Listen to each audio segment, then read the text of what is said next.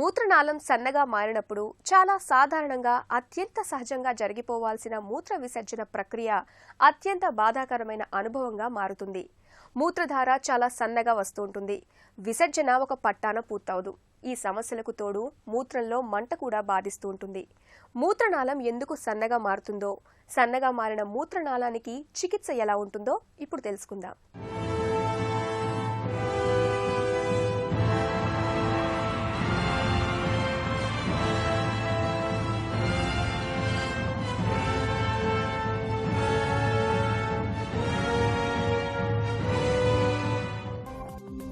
ఏ 60 ఏళ్ల వయసులోనూ మూత్రం సాఫీగా రాకపోతే ప్రోస్టేట్ పెరిగిందేమోనని అనుమానపడవచ్చు.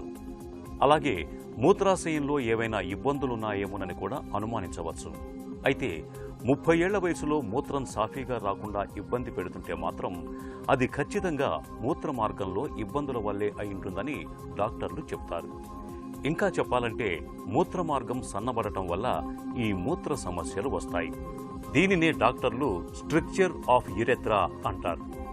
స్త్రీలలో కంటే పురుషుల్లోనే ఎక్కువగా కనిపించే ఈ సమస్యలో మూత్రం రావటం అనేది వేదనాభరితంగా ఉంటుంది. స్ట్రక్చర్ ఆఫ్ యురెథ్రా అంటే మూత్రనాళంలో అడ్డం రావటం అండి. మూత్రనాళం మగవాళ్ళలో సాధారణంగా ఒక 15 సెంటీమీటర్లు అట్లా ఉంటుందన్నమాట. అందులో 2 భాగాలుగా డివైడ్ చేస్తాం. యాంటీరియర్ యురెథ్రా, పోస్టీరియర్ యురెథ్రా అంటాము. అంటే ముందు భాగం, వెనక భాగం. వెనుక భాగం సాధారణంగా ప్రాస్టేట్ అండ్ మెమ్బ్రేనస్ యురెథ్రా అంటాం. అందులో స్ట్రక్చర్ రావడానికి అవకాశాలు చాలా తక్కువ. యాంటీరియర్ యురెథ్రాలో స్ట్రక్చర్ చాలా కామన్, సర్వసాధారణం మన దేశంలో. ఇది వయసు మరీ చిన్నపిల్లల్లో రాదు, అట్లని మరీ పెద్దవాళ్ళలో ఉండదు. సాధారణంగా యంగ్ ఆర్ మిడిల్ ఏజ్లో స్ట్రక్చర్ కామన్ అనమాట, మగవాళ్ళలో ఎస్పెషల్లీ. పేషెంట్స్ చెప్తారు, అవును సార్ నాకు గత 2-3 ఏళ్ళుగా కొంచెం యూరిన్ నెమ్మదిగా వెళ్తున్నాను, ఎక్కువసార్లు వెళ్ళవలసి వస్తుంది, 2-3 నిమిషాలు పడుతుంది రావడానికి, వెళ్ళినా పూర్తిగా వెళ్ళినట్టుగా అనిపించట్లేదు, కొద్దిగా ఆగుతాను, ముక్కుతాను, మళ్ళీ అయినా రావదు, వెళ్ళాక ఇంకా పూర్తిగా వెళ్ళినట్టుగా అనిపించేది, లోపల ఇంకా మిగిలినట్టుగా ఉంటుంది అంటారు. 100 మందిలో 90 మందిలో మనం చెప్పలేము సార్ ఇది కారణం అని. 10 మందిలో వాళ్ళు చెప్తారు ఇంతకుముందు ఆపరేషన్ అయ్యి ఉండొచ్చు. కొంతమంది చెప్తారు, సార్ నాకు ఇంతకుముందు ఒకసారి అడ్మిట్ అయ్యి ఉన్నాను, అప్పుడు యూరిన్ భాగంలో పైప్ వేశారు, ఆ పైప్ పెట్టాక నాకు చాలా రియాక్షన్ వచ్చి ఆ పైప్ తీసినప్పటి నుంచి నాకు యూరిన్ సన్నబడింది అంటారు. అంటే ఒక ఇన్స్ట్రుమెంటేషన్ అనమాట. కొంతమంది చెప్తారు, సార్ నాకు ఇదివరకు యూరిన్లో చీమలాగా వచ్చింది, అది ఇన్ఫెక్షన్.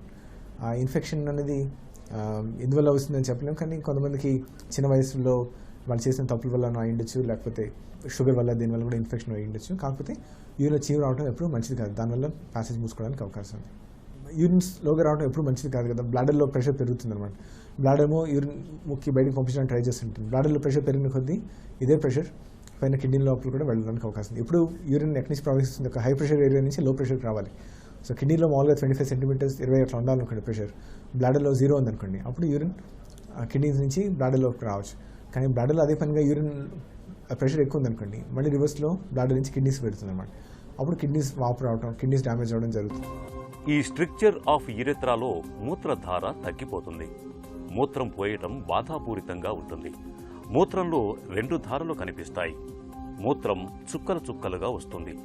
ఎక్కువసార్లు మూత్రానికి వెళ్లాల్సి వస్తుంది. మూత్ర ఇన్ఫెక్షన్లు కనిపించవచ్చు.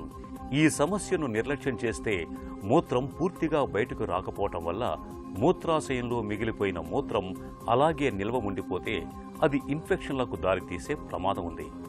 దీనివల్ల కిడ్నీలు, మూత్రాశయం, ప్రోస్టేట్ ఇన్ఫెక్షన్లు తరచుగా కనిపిస్తూ ఉంటాయి.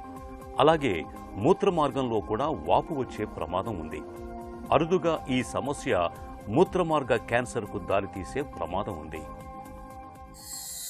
ఒకసారి స్ట్రక్చర్ ఫామ్ అయింది అంటే దానికి ఏం మందు లేదు సార్. ద్వారం సన్నగా ఉంది, కాకపోతే మరీ పొడుగు భాగం కాదనుకోండి, మన ఎండోస్కోపీ ద్వారా, లేజర్ ద్వారా దానికి సన్నగా ఒక యూరిథ్రాటమీ చేసామనుకోండి, భాగం ఇట్లా ఉండాల్సిన కాస్త ఇట్లా మూసుకునేది చక్కగా ఇట్లా విచ్చుకుంటుంది. 3-4 రోజులు యూరిన్ భాగంలో ఒక క్యాథెటర్ అనేది పెడతాము. చేసిన తర్వాత క్యాథెటర్ తీసాక వాళ్ళకి యూరిన్ ఫ్లో ఫ్రీగా ఉంటుంది. ఇది ఎండోస్కోపీ ద్వారా చేయగలిగింది. కొంతమంది వస్తారు, వాళ్ళు పైనుంచి కింద పడి ఉంటారు, దానివల్ల యూరిథ్రా అనేది స్ప్లిట్ అయిపోతుంది. అలాంటి వాళ్ళకి అసలు ఇది కింద నుంచి మనం ఎండోస్కోపీ చేయలేము అనమాట. వాళ్ళకి ఓపెన్ ఆపరేషన్ చేయాల్సి వస్తుంది. ఓపెన్ ఆపరేషన్ పేరు యూరిథ్రోప్లాస్టీ అంటారు. మళ్ళీ ఓపెన్ ఆపరేషన్లో రకాలు ఉంటాయి.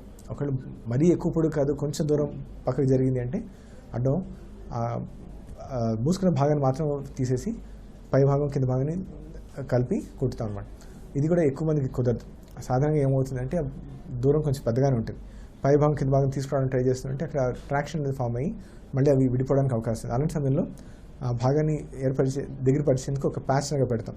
ప్యాచ్ రకరకాలు ఉంటాయి, కాకపోతే ఆ ప్యాచ్లో ఒక సున్నితమైన ఏరియాలో సున్నితమైన ఒక భాగాన్ని పెట్టామంటే బాగా పనిచేస్తుంది. అది చాలామంది చెప్తారు, సరే ఒకే ఒక పర్మనెంట్ సొల్యూషన్ కావాలంటే అప్పుడు మేము చెప్పేది ఏంటంటే దవడ లోపల ఉన్న భాగం, మన చర్మం లోపల బక్కుల్ మ్యూకస్ అంటాము, అది మన యూరిన్ భాగంలో ఎట్లా ఉంటుందో అట్లా ఉంటుంది అనమాట. ఆ భాగాన్ని చిన్న ఒక ఈ మాత్రం సైజ్ ఒక స్టాంప్ లాగా తీసుకున్నామంటే యూరిన్ భాగంలో ఒక ప్యాచ్ లాగా పెట్టామంటే దాని చక్కగా వేసుకుంటుంది. మళ్ళీ ఎండోస్కోపీలు, లేజర్లు అవన్నీ చేయాల్సిన అవసరం ఉండదు. కొంతమంది చిన్న వయసులో ఉన్న వాళ్ళకి వాళ్ళతో మేము ఏం చెప్తామంటే మళ్ళీ రాకుండా ఉండడానికి మీరేం చేయొచ్చు అంటే యూరిన్ భాగంలో ఒక సొంతంగా డైలటేషన్ అనేది పెట్టుకోవచ్చు, ఒక పైప్ అనేది వేసుకోవడం నేర్పిస్తాం. దాన్ని ఇంటర్మీడియట్ సెల్ఫ్ క్యాథెటరైజేషన్ అంటాం. సెల్ఫ్ అంటే సొంతంగా, క్యాథెటర్ అంటే ఆ ట్యూబ్ని, ఇంటర్మీడియట్ అంటే పొద్దున్న సాయంత్రంలోకి వేసుకోకుండా జస్ట్ ఒకసారి వేసుకుని మళ్ళీ చేసుకో.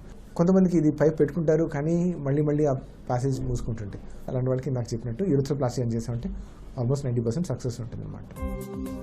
యుక్త వయసులో మూత్రం పోయటంలో ఇబ్బందులు కనిపించాయంటే దానికి కారణం మూత్ర మార్గం సన్నబడిందేమోనని అనుమానించాలి. ఒకవేళ ఆ సమస్య గనక ఉంటే దానికి మందులు వాడటం గాని, లేదా మూత్ర మార్గాన్ని వెడల్పు చేయటం గాని, లేదంటే సర్జరీ చేసి దానిని సరిచేయటం గాని చేస్తారు.